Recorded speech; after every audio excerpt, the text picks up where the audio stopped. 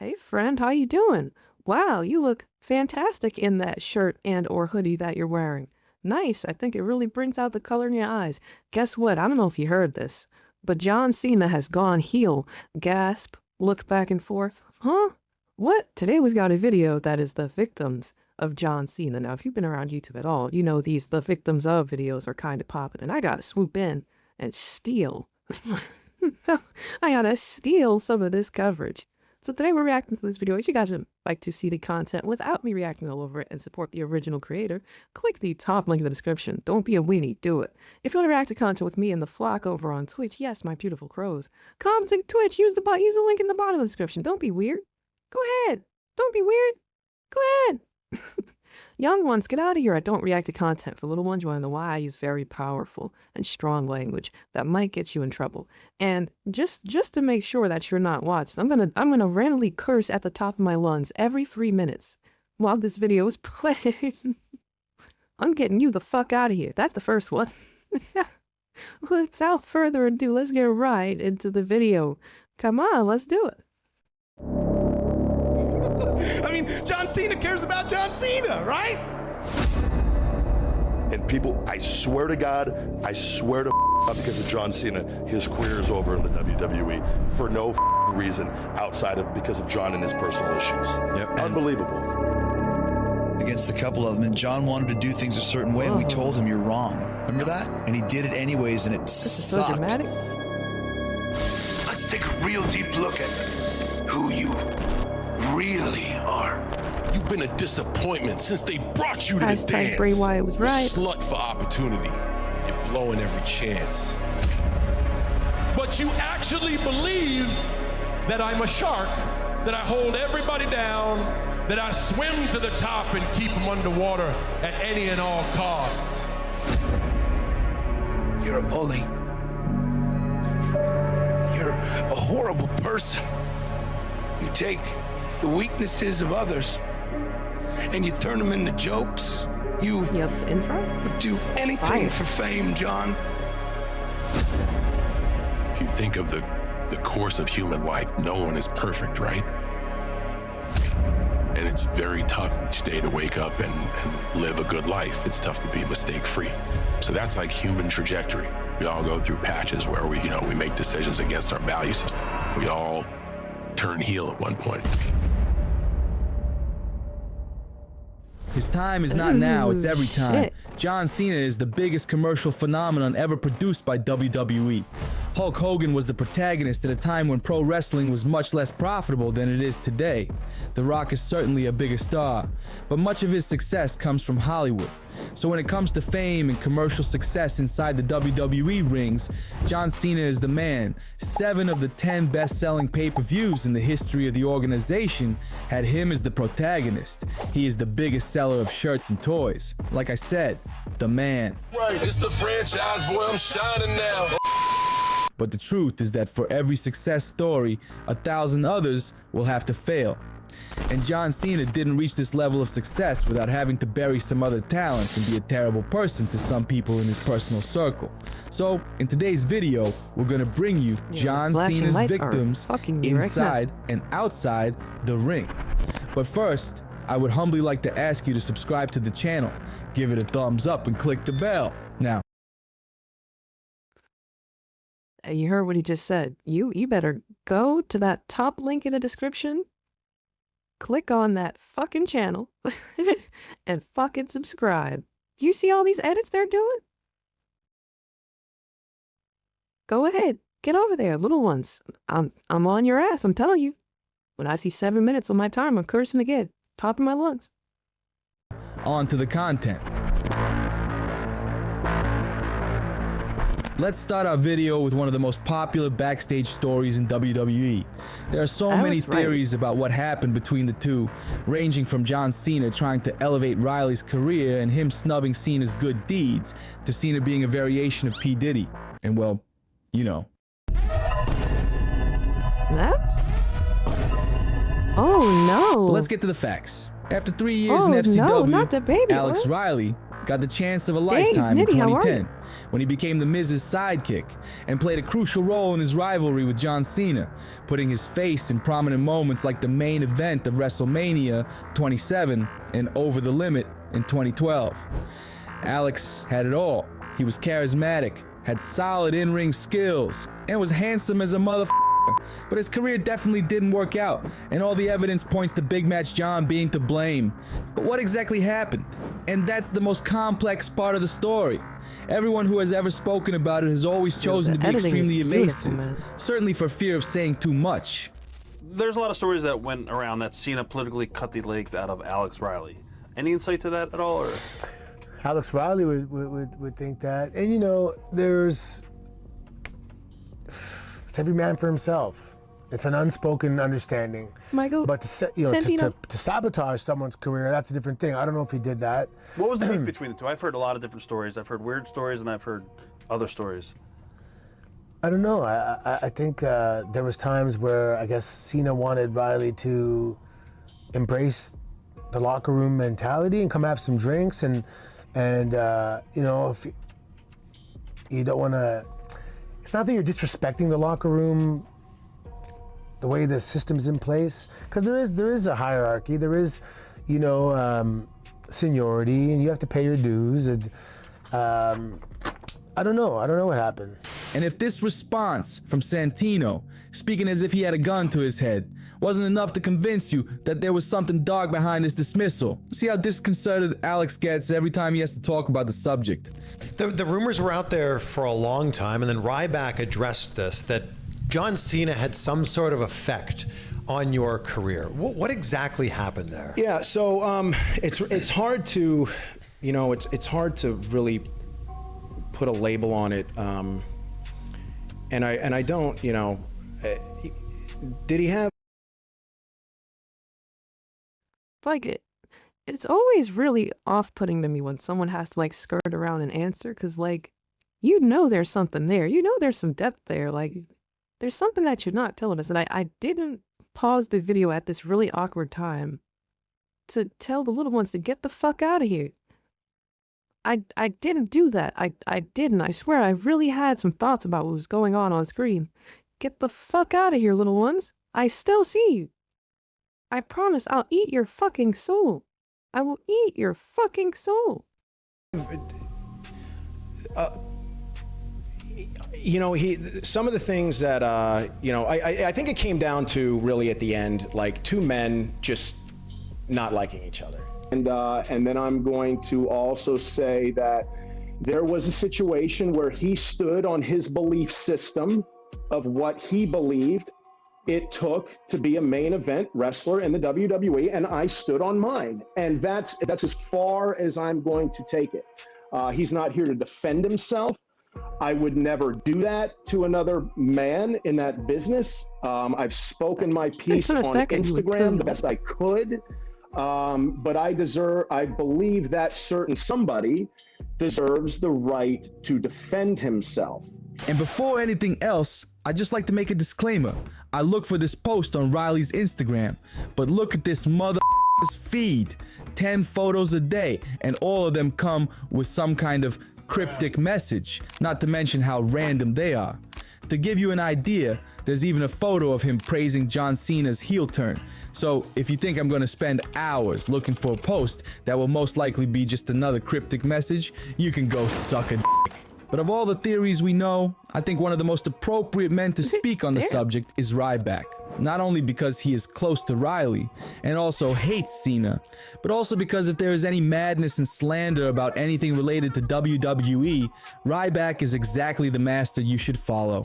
Is Cena and people back in the Cena, and this is he would have people on his bus occasionally with things, because Cena has his tour bus when he was up there, and this is from information that I'd got from Alex, and Cena had taken a liking to Alex and had him on his bus after the shows, and then that was the and I don't know how long, if that went on for a week or for 2 weeks, and from what I was told and what I know is probably not what happened. I'm going to tell you without telling you and let you guys form a conclusion, and hopefully we could, like Alex at the right time, if he's under an NDA, he never can, but people can look into this because it's an abuse of power, is that there was a lot of drinking going on.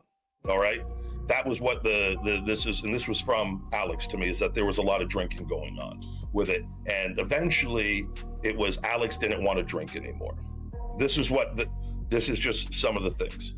John would sit by the monitors, and I'm not the only one. I would sit right next to him with this, because John would sit by the monitors and just destroy Riley and just talk about how much of a piece of that he was, how horrible that he was, every single day. All of us, me, Usos, everybody would just look at each other like, wow, what the is wrong with this guy, with all of this? And I will always speak highly of Alex Riley, because that man has been nothing but professional, was hardworking, and did everything. And I witnessed it firsthand, and I witnessed the things that happened with me and lived it with that. And that guy did nothing wrong. And they with him, and then they put him down in NXT, and the guy had no business going back down. And what I believe, and this is again just what I believe, is I believe they finally either convinced him or got him to sign an NDA, and then they got rid of him, they fired him, and it, like, his life was never the same again. And that,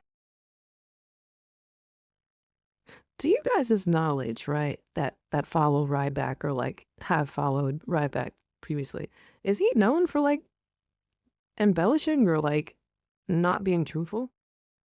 I can't get a read on him. I'm not too familiar with any of Ryback's antics. I don't really subscribe to the Ryback tales.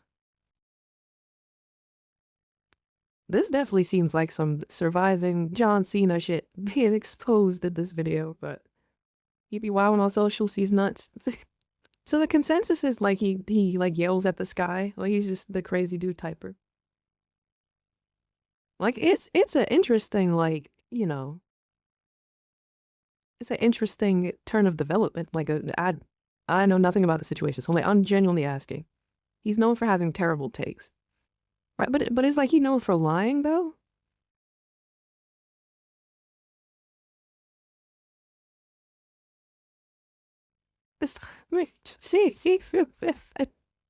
November is that? All right, Love survived the retirement pool twice. That's crazy. What? I also extend this question to you guys on the YouTubes that are watching this in post. Okay, so it's like a bit of a 50-50 split, Imanari. Okay.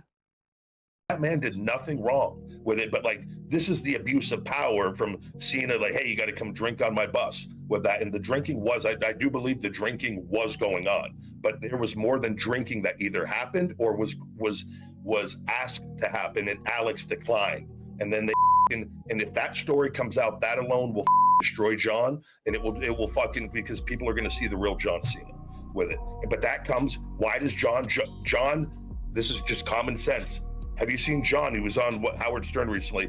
John and that weird relationship that how he talks about Vince. Did you witness that? Vince, we know Vince's mindset and behavior, right? So there's a weird, and that behavior gets, for people that get close with him, it's a thing. Yes. So, Puff John Cena is a new mythical figure? Jokes aside, this whole sexual story seems to me simply too crazy to be true, not to mention that it has no basis. If John Cena really had this kind of pattern of molesting new athletes, or if his relationship with Vince was so close and shady, how come his name didn't leak in the Janelle Grant case, like Brock Lesnar's did? Out there, though. But exaggerations aside, seeing everything there is to analyze this case, there is a huge probability that Cena and Riley had different opinions. Riley certainly challenged his authority, and this must have led to many moments of verbal abuse from Cena, which motivated Riley to sign an NDA. But remember that all of this is a theory with only one certainty: John Cena Alex Riley. According to Ryback, physically, but no one will know about that.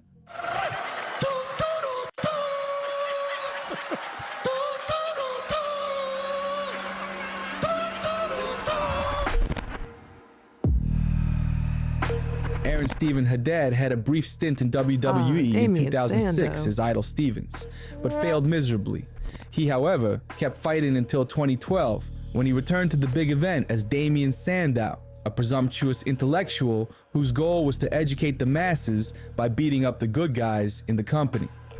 But lack of logic aside, this was a good character who got people's reactions at the time, and here it's also worth remembering that it was 2012, a shitty period for WWE, creatively speaking, so any character who was even minimally above average in creative terms would have the public's appreciation.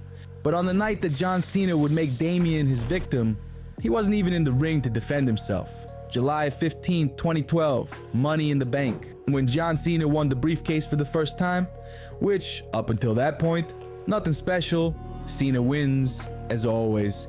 But the problem was that all the winners up until that point had used the briefcase when the champions of that period were shot to have some greater advantage in winning the title. But there was no way that John Cena, the last of the good guys, would try to take advantage of someone like that.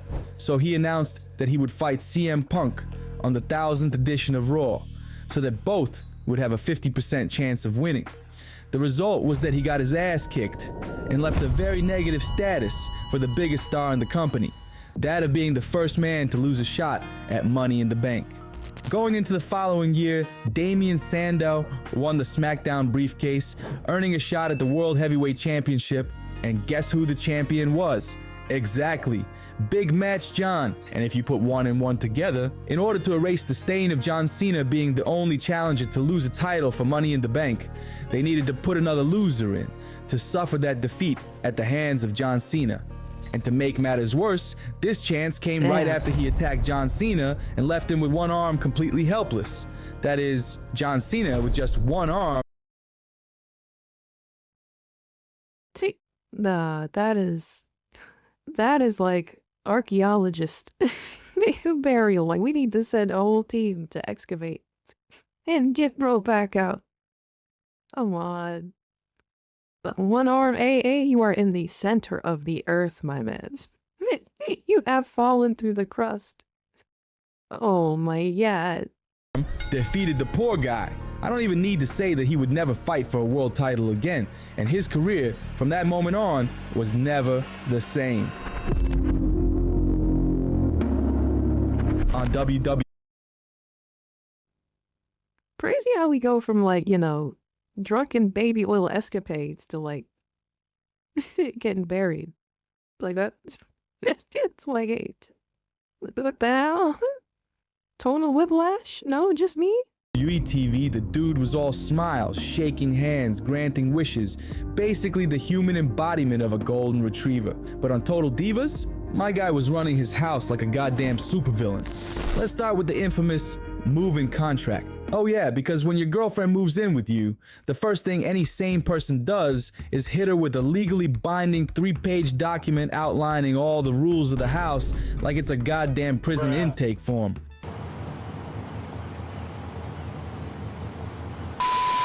Nikki Bella was thrilled to move in with her man. 26 boxes shipped across the country, everything unpacked, all cozy and settled.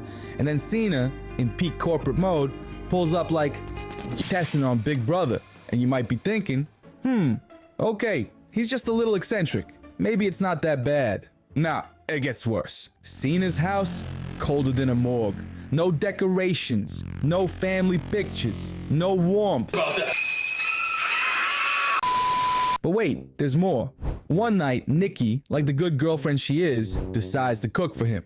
Spends the entire day preparing a beautiful romantic dinner. Cena comes home, sees the food, and his first words?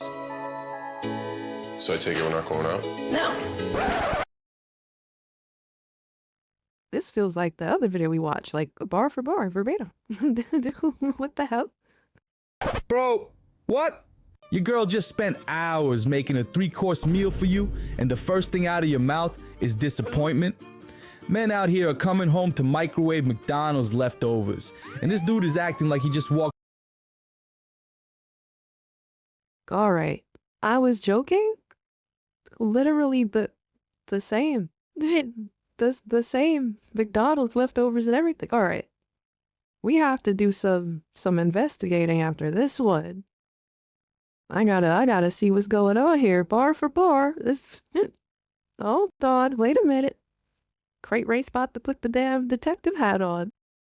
Into a crime scene, and just when you think it can't get worse, I know I'm not trying to crazy, be right? cute, Like, says, I definitely I can't recall wait that. to cook for you more. And Cena, who at this point might actually be an AI robot, doesn't react like a human being. Nah, he barely touches the food and spends more time cleaning the damn table than enjoying the meal. But you know what? Fine, maybe Cena is just an obsessive clean freak who doesn't like home-cooked meals. But then Total Bellas happened, and my guy, oh, he fully committed to being the supervillain of the series. Okay, stop me if you've heard this one before. A big foreign monster builds up an insane undefeated streak, looks like an unstoppable force, and then, boom! Out of nowhere, he gets completely derailed by a man in jorts. Of course, I'm talking about Rusev, the Bulgarian brute who, by 2015, was one of the most despicable, hateable, perfectly crafted villains in WWE. The guy leaned hard into that classic evil foreigner gimmick, tapping into America's deep-seated anti-Russian paranoia. Was it cheap heat? Absolutely. Did it work? Hell yeah, it did. And to really piss off Uncle Sam, Rusev did the unthinkable. He won the United States Championship, and not just won it, he dominated. No one could stop him. He was smashing through the roster like a Slavic wrecking ball, undefeated, unchallenged, and looking like the next big thing in WWE. And then John Cena happened. Because, obviously, who better to stand up for America than a guy who played a fake Marine in a direct-to-DVD movie? Yeah, company logic dictated that Cena was now as American as George Washington and a bald eagle wearing a football jersey. And in a shocking turn of events, Rusev actually beat Cena in their first match at Fastlane. That's right, he won. It was like seeing a unicorn, rare, beautiful, and something you just know won't last. So WWE did what WWE does best. They ran it back. WrestleMania 31, Rusev goes all out. Dude pulled up to the event on a goddamn tank, like an actual real-life tank. That is a crazy entrance, though. That is a pretty bugged out entrance, that. The kind of entrance that makes you think, wow, this guy's gonna be unstoppable for years. And then Cena beat him, because of course he did. Much like Umaga before him, the moment Rusev clashed with Super Cena, his fate was sealed. They could have let Rusev get the rub, solidify himself as a true monster, build him up into a legit main eventer, but no. Instead, Cena had to put him in his place, like a high school bully stuffing a nerd There's into a stories locker. about the tank with And the just to tank make dude. sure any remaining credibility was completely obliterated, WWE ran it back 2 more times. Extreme Rules, Russian chain match. Rusev lost. Payback, I quit match. Rusev lost. Oh, and just when you thought Rusev might recover from this burial, Cena did it again in 2017 just for old time's sake. This should have been a career-defining moment for Rusev.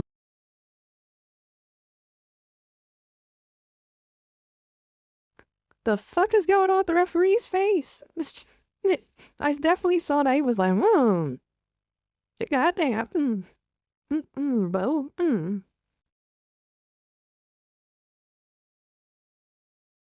Again in 2017 just for old time's sake. This should have been a career-defining moment for Rusev. Getting to feud with one of WWE's biggest stars should elevate you, not send you plummeting into the shadow realm. But instead of using Cena's star power to launch this feud, it was all downhill. The League of Nations flopped. Rusev Day, a joke that got over despite WWE. Feuding with Nakamura, yeah, that went nowhere too. Instead of yet another name on the long list of Super Cena casualties. But nope, the man in jorts must stand tall, always.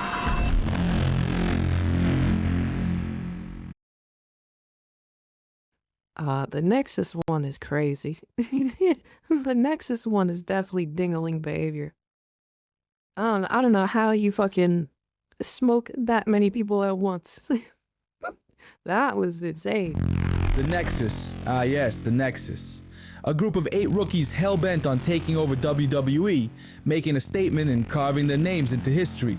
Well, at least that was the plan, until John Cena turned their entire existence into a glorified punchline. Let's rewind to 2010. The Nexus was formed as a squad of angry, rebellious upstarts, led by the first ever NXT winner, Wade Barrett. They burst onto the scene by absolutely obliterating everything in sight. The ring, destroyed. The announce table flattened. John Cena dragged, and for a brief, shining moment, it looked like WWE had finally created a dominant faction that could reshape the landscape. These guys weren't just some random mid-card group, they were the future. But then, John Cena happened. Fast forward to SummerSlam 2010, the Ultimate Showdown, Team WWE versus The Nexus in a 7-on-7 elimination match. This was it, the perfect moment for The Nexus to cement themselves as a real threat. Hell, even Edge and Chris Jericho, actual veterans with working brains, tried to tell Cena that The Nexus had to win. John, listen to us. If these guys lose, they're dead in the water. And Cena, in all his infinite wisdom, responded with, nah, I got this. And what happened next? Super Cena pulled off a comeback so unrealistic it made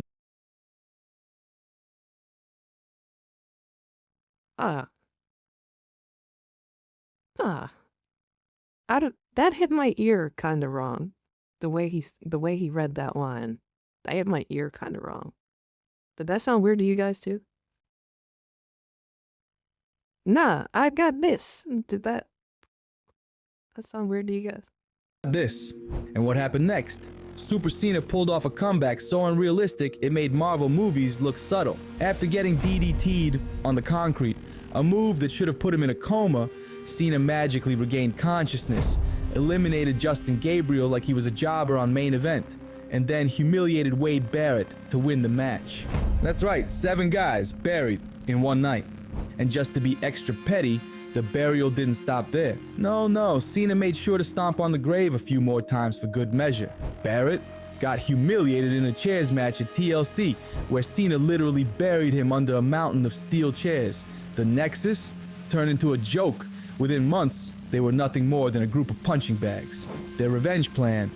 Oh, WWE had Barrett get Cena fired at one point, but, spoiler alert, he was back in 2 weeks. And just like that, the most promising faction in years was dead. Wade Barrett tried to recover, became Bad News Barrett, got over. WWE said, no, we don't like that. He tried again with the League of Nations. That flopped too.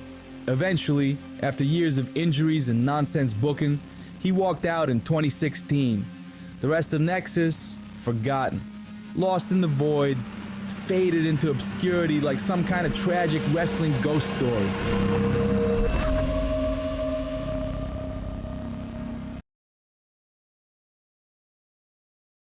The editing was amazing in this video, but I'm a little curious about that Total Diva segment. It's definitely piqued my interest on something. If you guys like to support the original creator of this content regardless, go ahead and click that top link in the description. If you would react to content with us live on Twitch, you know where to find us. I think the overall structure of the video was kind of weird too. Starting off with like the alcohol, baby oil, who fuckery is kind of crazy to just go into like storyline shit. Well, I'm a little. Yeah. Anyway, young ones, if you made it this far, I guess you were allowed to make it this far, motherfuckers. You're not supposed to be here, motherfuckers.